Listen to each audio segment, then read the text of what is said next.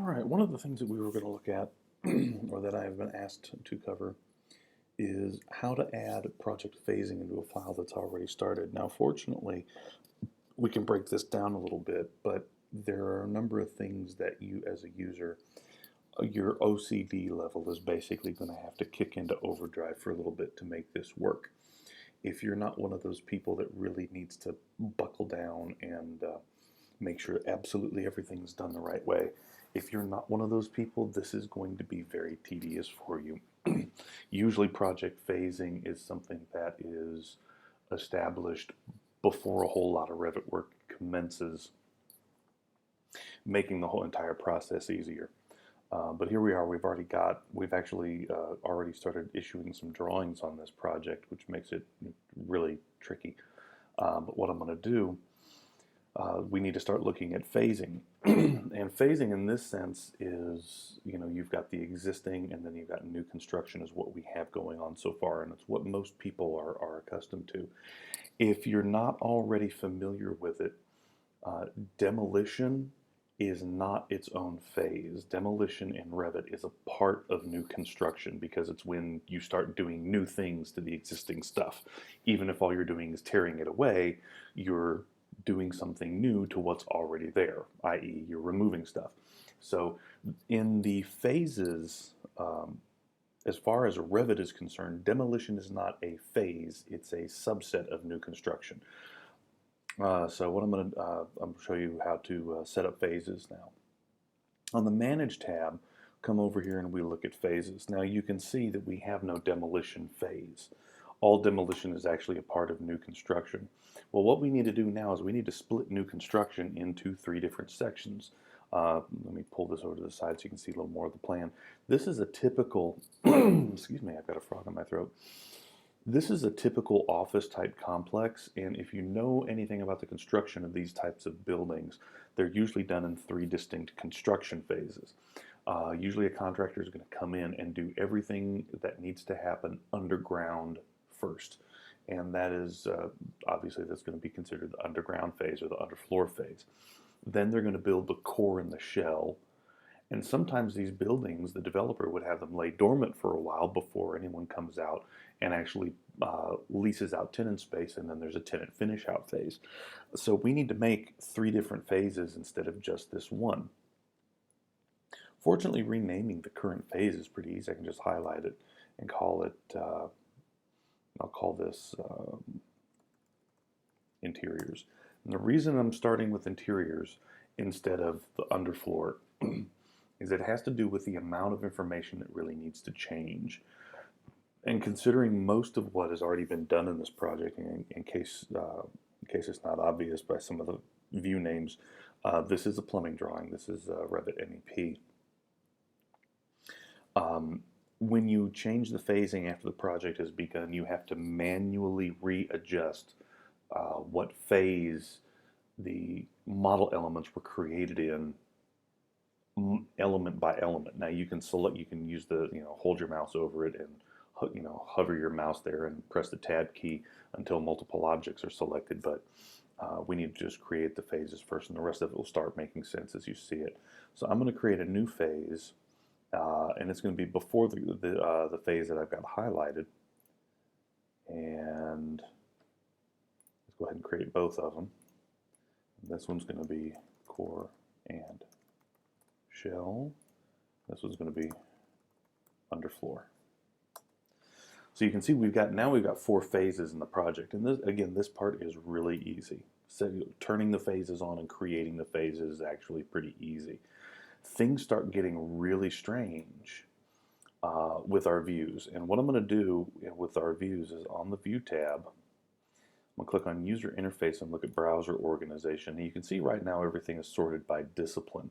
Yeah, it's not going to let me do that, which means that everything is going to be sorted by plumbing, HVAC coordination, things of that nature. What I need to do is I'm going to change this to make it a little easier for us to keep track of where things are. So if I go to Browser Organization, there is a Browser Organization tree that's set for phase, which is it's a really handy thing to do, especially in a project like this. So I'm going to look up here, and you can see that everything is set for the interior space. Now, not everything here is obviously going to be an interiors phased view.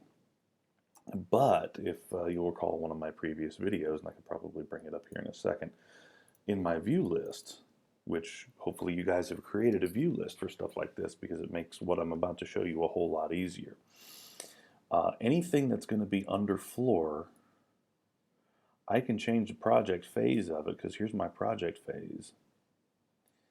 I'm going to change the project phase simply by coming down here, and I know I've got some underfloor and a few more underfloors. There we go. So underfloor 0. I really need to stretch that back so I can see what's going on. Pull these back so I can see.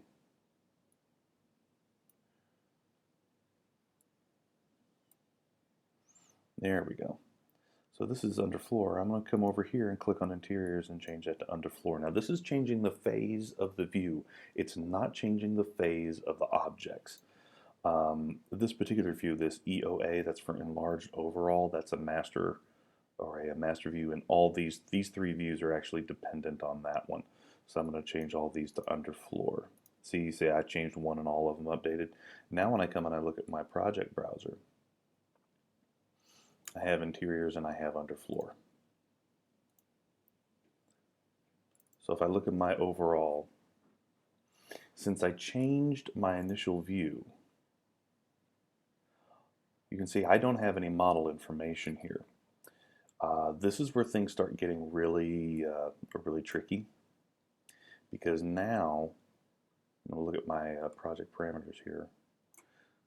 If I change my underfloor, the phase of this active view, back to interiors, now you can see all these elements are showing up. And the reason that they appeared and they disappeared is when the phase of the view was set to underfloor, which if I open up in the Manage tab and go back to Phases, if I set my current phase to interiors for the view, then everything created in interiors is going to show up as new construction. Anything created prior to that, so you can see here's the past indicator and here's the future, so that's sort of the chronology. It will never show up alphabetically unless you name it that way for some reason. So underfloor happens after existing but before core and shell and before interiors. It's pretty easy to figure out. So if I grab this length of pipe, and I'm going to press the tab key to grab everything connected to it. I'm going to do that, oops, a couple of times. I'm just going to grab these. I can come down over on these elements. Phase created is interiors. I want to change that. Phase created is underfloor. I want to click apply. Now nothing will be visually different here because the view filters that we have set up for MEP really isn't set up to do that, not the way that we currently have it done. I need to fix that. So now that I go to my phase, now remember, hold on, we changed the phase that these pipes were created in. We did not change the phase these pipes were created in. So when I change the phase of this view from interiors back to underfloor, think. These haven't been deleted from the model, but as far as this view is concerned, Revit is not showing you these drainage pipes because in this view they have not been created yet. So this is what I'm talking about when I say that you need to manually reconfigure what elements are visible in what phase and when they've been created. So this is one of those things where you as a user are going to have to manually start tracking a lot of these things down. There's going to be some temporary sections to make sure that things are done correctly. One thing that comes to mind, let's just go ahead and do that. I'm just going to put a temporary view right here. And I know I made it go the wrong way. I should know that by now. But if this view is going to be primarily an underfloor view, and I'm going to set this up so I can actually see what's going on.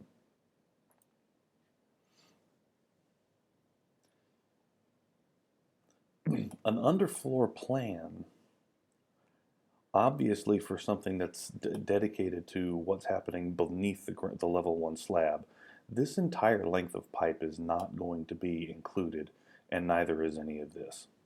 What would be included, and what needs to happen, let me use my split command, and I'm going to come right up to here.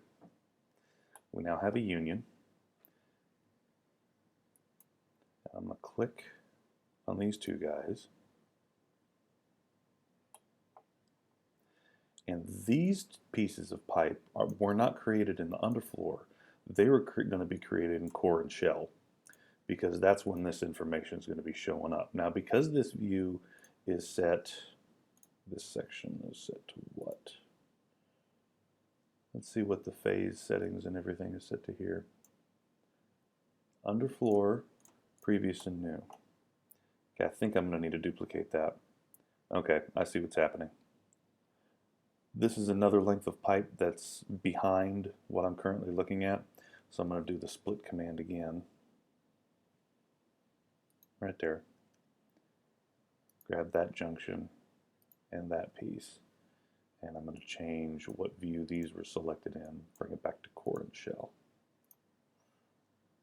So this is what's actually going to happen. In the underfloor package, all we're going to do is we're going to make a stub up here. And then we're going to, in the core and shell construction, we're going to finish connecting to all that.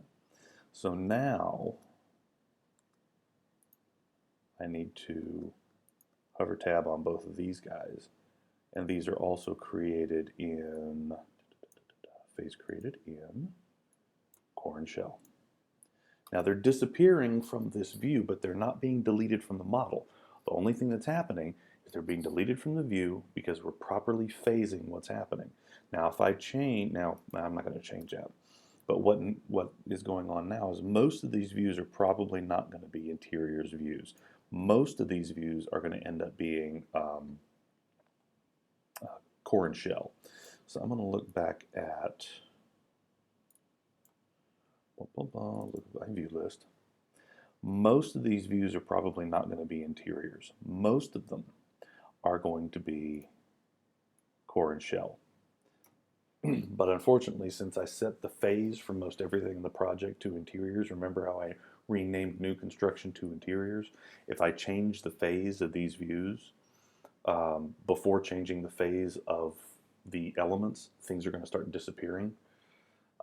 So I'm going to have to do a couple of fun things to make this all work. Let's just go ahead and change these to core and shell, so you can tell which views are dependent and which ones aren't. Because if I change one and three things change, and you know that they're all, and there's another underfloor. Change that to underfloor. Storm drainage on level 1, I'll bet you is underfloor. So we've got some core and shell, we've got some interiors, we've got some underfloor views, and as you look, now we have underfloor, we've got some core and shell, and we have some interiors. So it's a work. This is where the work in progress really starts to kick in. I'm going to take a look at. I happen to have a 3D view here with a number of things going on, and this can help actually a whole lot. I should have had this view open before. Use my visibility graphics, and I'm going to turn off all my Revit links, because the only thing I really want to see in this view are the model elements that I've created in this view. I'm going to turn off that whole category.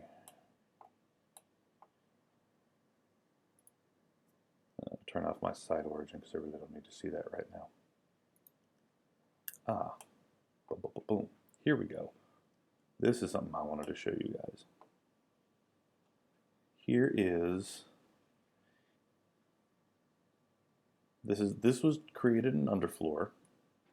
So if you look at this and you come down here, or I'm sorry, core and shell, phase created as core and shell, which is not correct. This one, that was created core and shell. Now why are they showing up gray?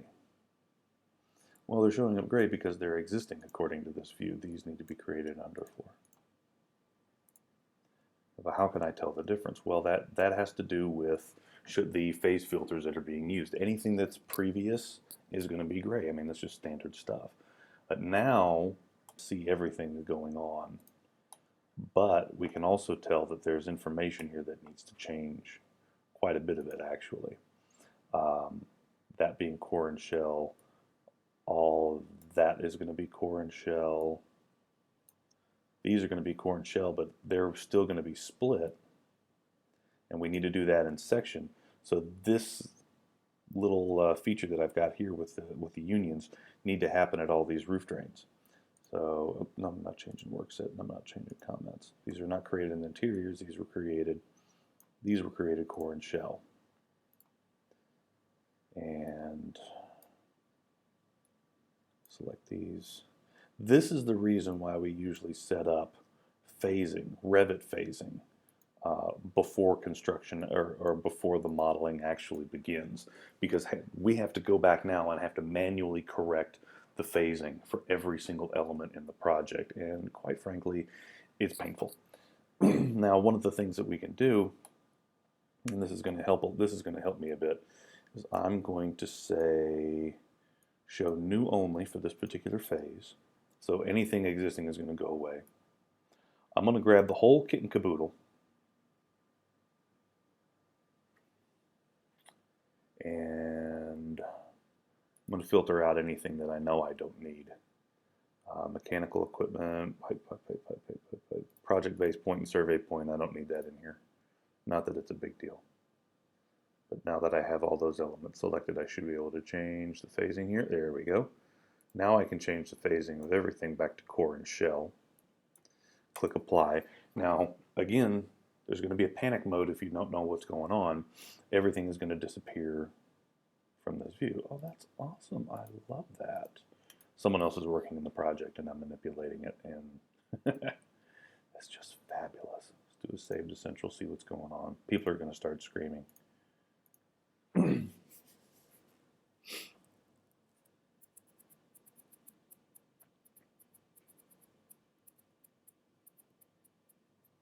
I'm sure there's other Revit videos out there on YouTube that have got how to manipulate project phasing within an element or within a project. And again, project phasing is one of those things that you really are supposed to do before things begin, or before the before the project reaches this state.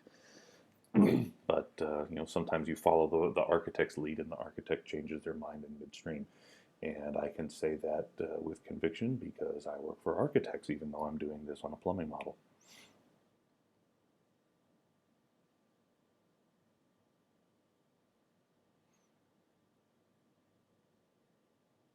Come on, it's almost done. There we go. Turn it off. I'll just go into my visibility graphics and scroll down till I get to site, because I don't need to see that information anyway, because that's going to turn off my project point, my base point. So I'm going to grab all of that.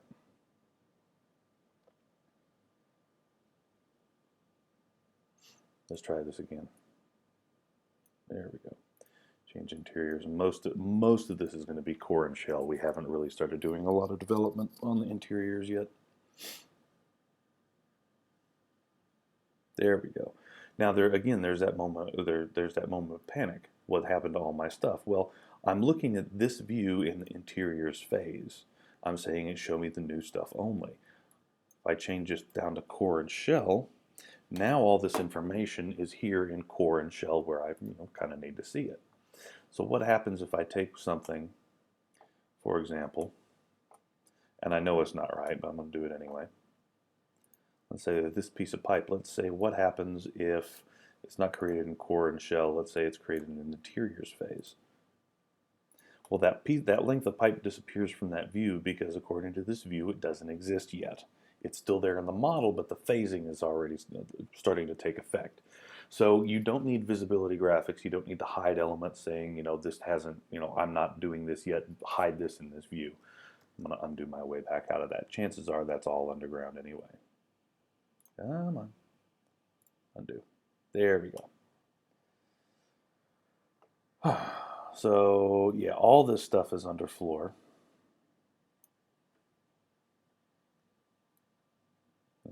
those are probably some stub ups. So I'm just going to do, I'm going to do a little bit of this because I don't want to do the plumbing guy's job for him. So I'm going to grab all of that. I'm going to say this is not core and shell, that's created in the underfloor phase. And this is the best way to keep track of what was created and when. You know, we've got some more underfloor things here. And all this underfloor information, or all the phasing information will still, I think you can still create systems that cross over that phasing line. I'm fairly certain, I don't know conclusively because I'm, you know, again, I'm not a plumber. Take a look at that, it's not core and shell, that's underfloor. And if I want to start seeing everything, all I need to do is come down here and change my phase filter from show all back to previous and new, and it'll bring everything back. Now it brings this back as gray because that's existing to remain and we're not touching it in this phase, even though it's new to this model. So this is where some of the things that we know and love need to be sort of relearned a little bit. I don't know why that's gray. That certainly shouldn't be gray. Oh, not that way, this way. That way, there we go. Now I can select all that stuff with impunity. All that phase created, that should be core and shell.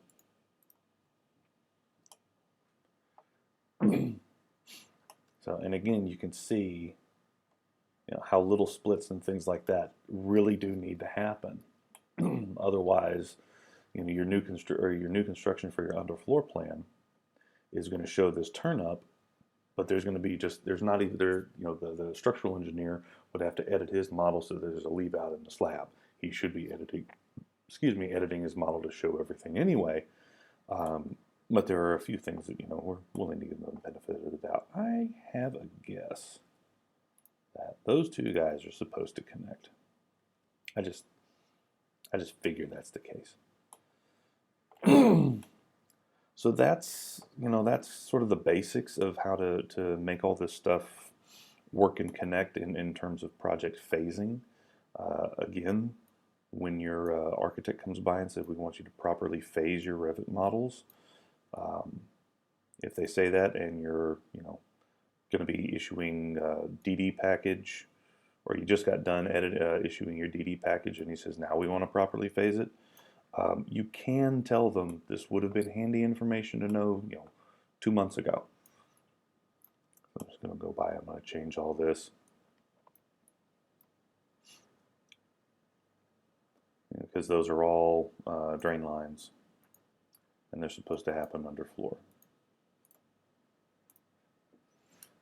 Now, one of the things that we can do, and it makes things a little tricky, is I can say, don't do any phase filtering on here at all. Show me every single project phase. And you can see it's a great way to do a quick check on what does the entire system look like. But then you don't know what's new, you don't know what's demo, anything like that. So usually, you know, my rule of thumb is keep everything on previous and new while you're making these adjustments, and then work your way through the phases in this view to establish what is, you know, what's supposed to be done in what view. But you really do need to have a more than just a passing, you know, a passing familiarity with everything that's happening in the project. You really do need to know what's going on in the project to make this thing work. So there you go. That's project phasing in a nutshell. And if you got any questions or anything, just leave a message, drop me a line, find a way to get in touch with me, and I'll see what I can let you know. Thanks.